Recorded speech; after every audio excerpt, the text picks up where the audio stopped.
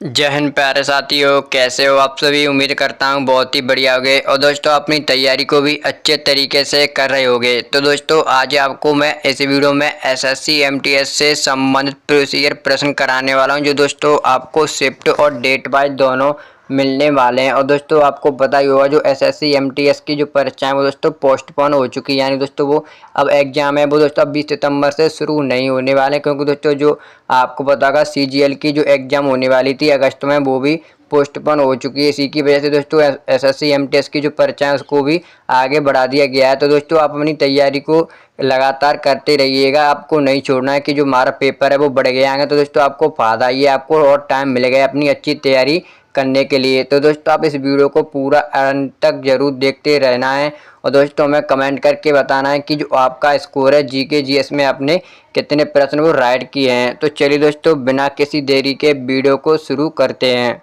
आपका पहला प्रश्न है, भारत के प्रथम मुस्लिम शासक कौन थे। यानी दोस्तों आपको बताना है कि भारत के प्रथम मुस्लिम शासक कौन थे। तो आपका राइट आंसर हो जाएगा दोस्तों ऑप्शन बी, कुतुबुद्दीन ऐबक भारत के प्रथम मुस्लिम शासक थे। अगर दोस्तों आपसे पूछिए कि भारत की प्रथम महिला मुस्लिम शासका, तो आपको पता होगा दोस्तों वो आपकी रजिया सुल्तान थी, जिसका दोस्तों आपका शासनकाल था 1236 से 40 तक। यानी दोस्तों ये केवल 4 साल तक ही इन्होंने शासन किया था। कहाँ पर दोस्तों, दिल्ली पर।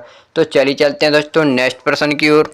आपका अगला प्रश्न है, आर्य समाज की स्थापना कब हुई। यानी दोस्तों आपको बताना जो आर्य समाज है इसकी स्थापना कब हुई थी। तो आपका राइट आंसर होगा दोस्तों ऑप्शन बी, 1875 ईस्वी में आर्य समाज की स्थापना दोस्तों स्वामी दयानंद सरस्वती द्वारा की गई थी। किसने दोस्तों, स्वामी दयानंद सरस्वती ने की थी। और दोस्तों आपको पता होगा 1897 ईस्वी में स्वामी विवेकानंद जी ने रामकृष्ण मिशन की स्थापना की थी। किसकी दोस्तों, रामकृष्ण मिशन की। और दोस्तों आपको कमेंट करके बताना जो ब्रह्म समाज की स्थापना है वो किसके द्वारा की गई थी। तो चलिए चलते हैं दोस्तों नेक्स्ट प्रश्न की ओर। आपका अगला प्रश्न है, मूल संविधान में कुल कितने अनुच्छेद थे। यानी दोस्तों आपको बताना जो मूल संविधान है उसमें कुल कितने अनुच्छेद हैं। तो आपका राइट आंसर होगा दोस्तों ऑप्शन ए, 395 आपके मूल संविधान में अनुच्छेद हैं। अगर दोस्तों मैं आपसे भाग की बात करूं तो आपके वर्तमान में 25 भाग और आपकी 12 अनुसूचियां हैं। जब दोस्तों संविधान बनकर रेडी हुआ था तो इसमें दोस्तों आपकी 8 अनुसूचियां थी, ये आपको पता होना चाहिए। और दोस्तों अपना जो संविधान है आपको पता होगा संविधान सभा द्वारा 26 नवंबर 1949 को स्वीकार किया था भारतीय संविधान को। और दोस्तों संविधान सभा थी उसके अध्यक्ष डॉक्टर राजेंद्र प्रसाद थे उस टाइम। तो चलिए चलते हैं दोस्तों नेक्स्ट प्रश्न की ओर। आपका अगला प्रश्न है, काजीरंगा राष्ट्रीय उद्यान कहाँ पर स्थित है। यानी दोस्तों आपको बताना जो काजीरंगा राष्ट्रीय उद्यान है वो आपका कहाँ पर स्थित है। तो आपका राइट आंसर हो जाएगा दोस्तों ऑप्शन डी, असम में। यानी दोस्तों जो काजीरंगा राष्ट्रीय उद्यान है वो आपका असम में स्थित है। अगर दोस्तों मैं आपसे बात करूं मध्य प्रदेश की तो आपको पता होगा दोस्तों मध्य प्रदेश का पन्ना राष्ट्रीय उद्यान दोस्तों एक मात्र ऐसा राष्ट्रीय उद्यान है जहां पर दोस्तों हवाई अड्डा की जो दोस्तों सुविधा है वो उपलब्ध है। कहाँ पर दोस्तों, ये मध्य प्रदेश की बात हो रही है। और दोस्तों मध्य प्रदेश का एक और है आपका संजय नेशनल पार्क, ये भी आपको याद रखना है। और दोस्तों मध्य प्रदेश में कुल 11 राष्ट्रीय उद्यान है। कितने दोस्तों, कुल 11। और दोस्तों पिछली बार एक पूछा गया था राजस्थान का सरिस्का जो राष्ट्रीय उद्यान है वो कहाँ का है। तो आपको याद रखना है सरिस्का केवलादेव, ये दोस्तों राजस्थान के हैं, जो दोस्तों पिछली बार एसएससी एमटीएस की परीक्षा हुई इसमें पूछे गए थे। तो चलिए चलते हैं दोस्तों नेक्स्ट प्रश्न की ओर। आपका अगला प्रश्न है, लाल रक्त कण का जीवन काल कितने दिन का होता है। यानी दोस्तों आपको बताना जो लाल रक्त कणें होती हैं या कणिकाएं उनका जीवन काल कितने दिन का होता है। तो आपका राइट आंसर हो जाएगा दोस्तों ऑप्शन बी, 120 दिन। यानी दोस्तों जो लाल रक्त कणिकाएं होती हैं उनका जीवन काल 120 दिन का होता है। तो चलिए चलते हैं दोस्तों नेक्स्ट प्रश्न की ओर।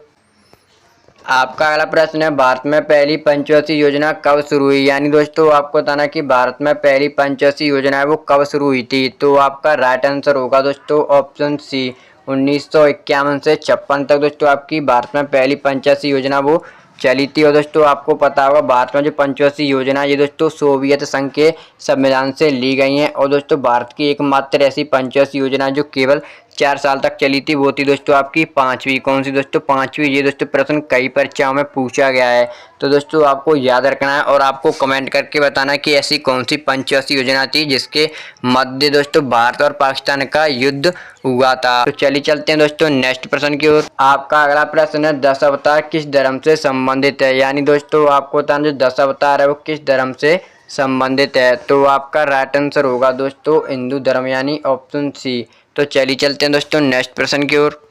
आपका अगला प्रश्न है पित्त का पीएच मान लगभग कितना होता है, यानी दोस्तों जो पित्त रस होता है उसका पीएच मान लगभग कितना होता है। तो आपका राइट आंसर हो जाएगा दोस्तों ऑप्शन ए 7.6 से लेकर 8.6 तक जो दोस्तों आपका पित्त रस होता है उसका पीएच मान होता है। और दोस्तों आपको पता होगा जो पित्त रस है वो दोस्तों पित्ताशय में बनता है और पित्ताशय दोस्तों आपका यकृत में स्थित होता है। तो चलिए चलते हैं दोस्तों नेक्स्ट प्रश्न की ओर। आपका अगला प्रश्न है महात्मा गांधी ने साबरमती आश्रम कहाँ स्थापित किया, यानी दोस्तों आपको बताना जो महात्मा गांधी थे उन्होंने साबरमती आश्रम कब स्थापित किया था। तो आपका राइट आंसर हो जाएगा दोस्तों ऑप्शन बी यानी 1916 ईस्वी में महात्मा गांधी जी ने साबरमती आश्रम स्थापित किया। अगर दोस्तों मैं आपसे बात करूं 1917, तो आपको पता होगा दोस्तों 1917 में महात्मा गांधी जी ने चंपारण जो आंदोलन था वो शुरू किया था। कौन सा दोस्तों, चंपारण जिसे सत्याग्रह कहते हैं, जो दोस्तों आपका बिहार में हुआ था। और दोस्तों ये महात्मा गांधी जी का पहला सफल सत्याग्रह था। कौन सा,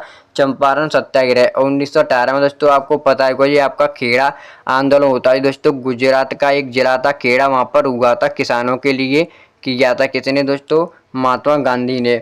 और दोस्तों 1915 में आपको पता ही होगा 1915 जो महात्मा गांधी जी थे साउथ अफ्रीका से वापस आए थे अपने भारत, यानी 9 जनवरी 1915 को। और दोस्तों जब से 9 जनवरी को भारतीय प्रवासी दिवस मनाते हैं। कौन सा, भारतीय प्रवासी दिवस। तो चलिए चलते हैं दोस्तों नेक्स्ट प्रश्न की ओर। आपका अगला प्रश्न है कांचीपुरम किस राज्य में स्थित है, यानी दोस्तों आपको बताना जो कांचीपुरम है वो किस राज्य में स्थित है। तो आपका राइट आंसर हो जाएगा दोस्तों ऑप्शन सी तमिलनाडु। तो चलिए चलते हैं दोस्तों नेक्स्ट प्रश्न की ओर। आपका अगला प्रश्न है ग्रीन हाउस गैसों में सबसे अधिक प्रभाव किसका होता है, यानी दोस्तों आपको बताना जो ग्रीन हाउस गैस होती हैं उसमें सबसे अधिक प्रभाव किसका होता है। तो आपका राइट आंसर हो जाएगा दोस्तों ऑप्शन बी कार्बन डाइऑक्साइड। तो चलिए चलते हैं दोस्तों नेक्स्ट प्रश्न की ओर।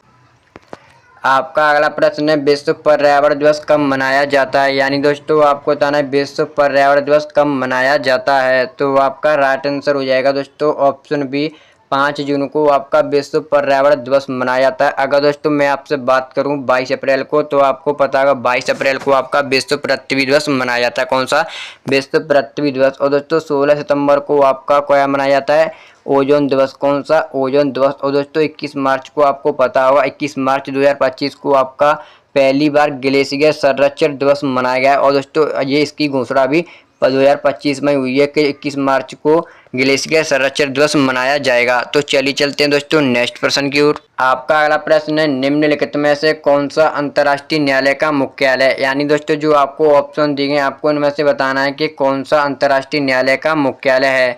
तो आपका राइट आंसर होगा ऑप्शन बी हैग, यानी दोस्तों हैग में आपका अंतर्राष्ट्रीय न्यायालय का मुख्यालय जो दोस्तों आपका नीदरलैंड में स्थित है। तो चलिए चलते हैं दोस्तों नेक्स्ट प्रश्न की ओर।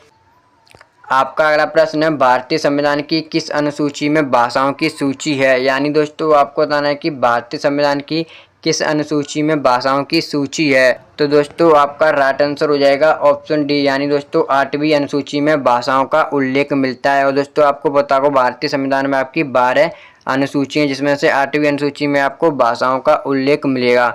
तो चलिए चलते हैं दोस्तों नेक्स्ट प्रश्न की ओर। आपका अगला प्रश्न है प्लासी का युद्ध कब हुआ, यानी दोस्तों आपको बताना जो प्लासी का युद्ध है वो कब हुआ था। तो आपका राइट आंसर हो जाएगा दोस्तों ऑप्शन सी 1757 ईस्वी को आपका प्लासी का युद्ध हुआ था। और दोस्तों अगर मैं आपसे बात करूं 1764 में, तो आपको पता होगा ये युद्ध आपका बक्सर का युद्ध होता है 1764 में। और दोस्तों बक्सर और प्लासी का युद्ध थे दोनों अंग्रेजों द्वारा जीते गए थे। और दोस्तों 1761 में आपको पता होगा जो पानीपत का तृतीय युद्ध हुआ था। कौन सा, तृतीय युद्ध दोस्तों अहमद शाह अब्दाली और मराठाओं के मध्य होता है। और दोस्तों 1576 का एक और आपका युद्ध पूछा जाता है जो दोस्तों आप हल्दी घाटी का युद्ध कहते हैं, जो महाराणा प्रताप और अकबर के मध्य हुआ था। तो चलिए चलते हैं दोस्तों नेक्स्ट प्रश्न की ओर।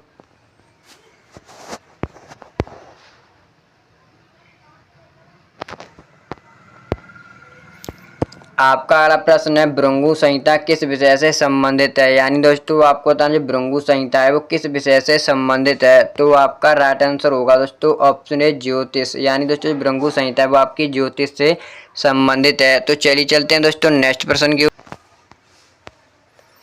आपका अगला प्रश्न है, भारत का पहला न्यूक्लियर पावर प्लांट कहाँ स्थित है। यानी दोस्तों आपको बताना कि जो भारत का पहला न्यूक्लियर पावर प्लांट था वो कहाँ पर स्थित है। तो आपका राइट आंसर हो जाएगा ऑप्शन बी, तारापुर। तो चलिए चलते हैं दोस्तों नेक्स्ट प्रश्न की ओर।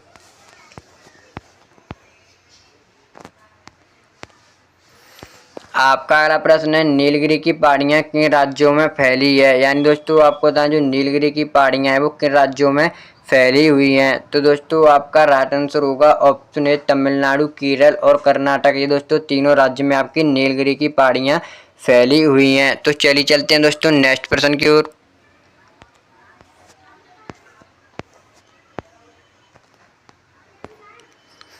आपका अगला प्रश्न है, हरित क्रांति का संबंध किससे है। यानी दोस्तों आपको बताना जो हरित क्रांति है इसका संबंध किससे माना जाता है। तो आपका राइट आंसर हो जाएगा दोस्तों ऑप्शन बी, गेहूं और चावल के उत्पादन से हरित क्रांति का संबंध माना जाता है। दोस्तों आपको पता होगा जो हरित क्रांति है इसमें सबसे ज़्यादा गेहूँ को फायदा हुआ था, क्योंकि दोस्तों इससे गेहूं जो उत्पादन था उसमें काफ़ी वृद्धि हुई थी और दोस्तों चावल उत्पादन में इतनी वृद्धि नहीं हुई थी। और दोस्तों हरित क्रांति का जनक भारत में आपको पता होगा MS स्वामीनाथन जी को माना जाता है। तो चलिए चलते हैं दोस्तों नेक्स्ट प्रश्न की ओर।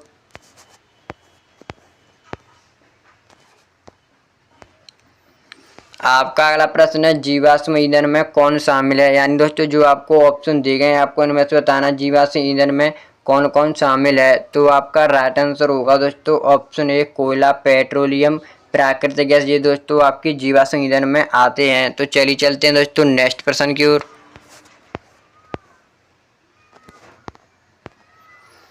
आपका अगला प्रश्न है, द्रव्यमान की SI इकाई क्या है। यानी दोस्तों आपको बताना कि द्रव्यमान की SI इकाई। तो आपका राइट आंसर हो जाएगा दोस्तों ऑप्शन बी, किलोग्राम। तो चलिए चलते हैं दोस्तों नेक्स्ट प्रश्न की ओर।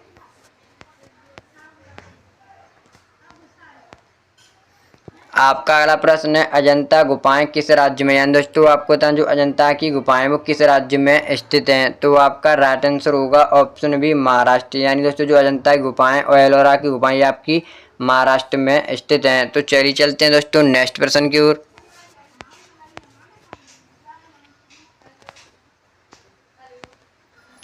आपका अगला प्रश्न है, तुगलक वंश का संस्थापक कौन था। यानी दोस्तों आपको बताना जो तुगलक वंश है इसका संस्थापक। तो आपका राइट आंसर हो जाएगा दोस्तों ऑप्शन ए, गयासुद्दीन तुगलक को तुगलक वंश का संस्थापक माना जाता है। तो चलिए चलते हैं दोस्तों नेक्स्ट प्रश्न की ओर। आपका अगला प्रश्न है, इंसुलिन का उत्पादन शरीर के किस अंग में होता है। यानी दोस्तों आपको बताना जो इंसुलिन है इसका उत्पादन शरीर के किस अंग में होता है। तो आपका राइट आंसर होगा ऑप्शन बी, अग्नाशय। तो चलिए चलते हैं दोस्तों नेक्स्ट प्रश्न की ओर।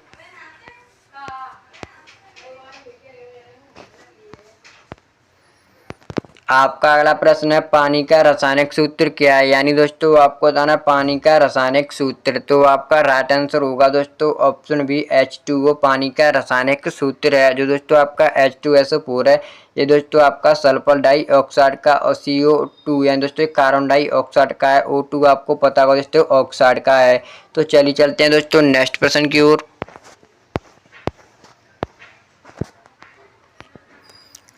आपका अगला प्रश्न है, गोल्डन टेम्पल कहाँ स्थित है। यानी दोस्तों इसे स्वर्ण मंदिर भी बोलते हैं। ये आपका कहाँ पर स्थित है। तो आपका राइट आंसर हो जाएगा दोस्तों ऑप्शन ए, अमृतसर, पंजाब में। और दोस्तों आपको पता होगा अमृतसर पंजाब में आपकी जलियांवाला बाग हत्याकांड ये भी घटना आपकी हुई थी 1919 ईस्वी को। कब दोस्तों 1919 ईस्वी को। और दोस्तों 1919 ईस्वी में आपका एक और रोलेक्ट एक्ट है जो पारित होता है, जिसे दोस्तों बोलते थे बिना वकील बिना अपील के। यानी दोस्तों लोगों को गिरफ्तार करके ले जाते थे जो अंग्रेज होते थे वो। और दोस्तों इसे काला कानून भी कहा जाता है, किसे, रोलेक्ट एक्ट को। तो दोस्तों जो हमारी वीडियो थी आज की वो यहीं पर समाप्त होती है। अगर आपको वीडियो अच्छी लगी हो तो वीडियो को लाइक और चैनल को सब्सक्राइब जरूर कर लेना। और दोस्तों मैं आप कमेंट करके जरूर बताना कि आपने इस वीडियो में कितने प्रश्न वो राइट किए हैं। और दोस्तों मैं ऐसे ही मतलब वीडियो को लाइक करें और दोस्तों हमारे जो टेलीग्राम चैनल है उसको भी फॉलो कर लेना है। आपको दोस्तों वीडियो में लिंक मिल जाएगी और दोस्तों चैनल को ज्वाइन भी कर लेना है। तो चलिए दोस्तों मिलते हैं नेक्स्ट वीडियो में। जय हिंद, जय भारत।